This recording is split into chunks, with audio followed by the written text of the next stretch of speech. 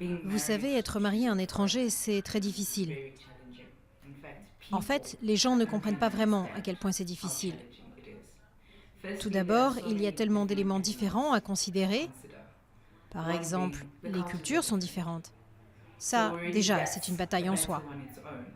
Et puis, dans cette société, les gens ne sont pas prêts à accueillir ou accepter des ressortissants étrangers.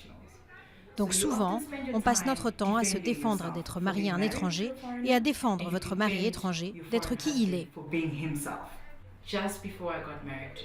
Juste avant de me marier, j'ai perdu 2 de mes amis proches. Ils estimaient que j'avais perdu la tête. Et j'ai eu le sentiment d'être rejetée au travail pour avoir choisi d'épouser un étranger. Mais de façon assez surprenante, ma famille a été ravie et d'un grand soutien.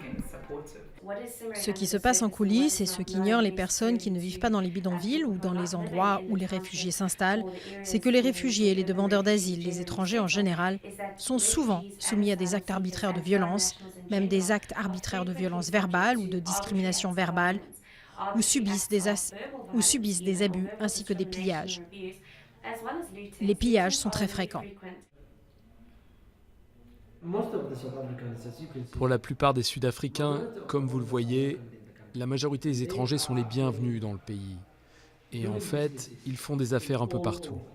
Ils travaillent pour des Sud-Africains. Ils louent les maisons des Sud-Africains.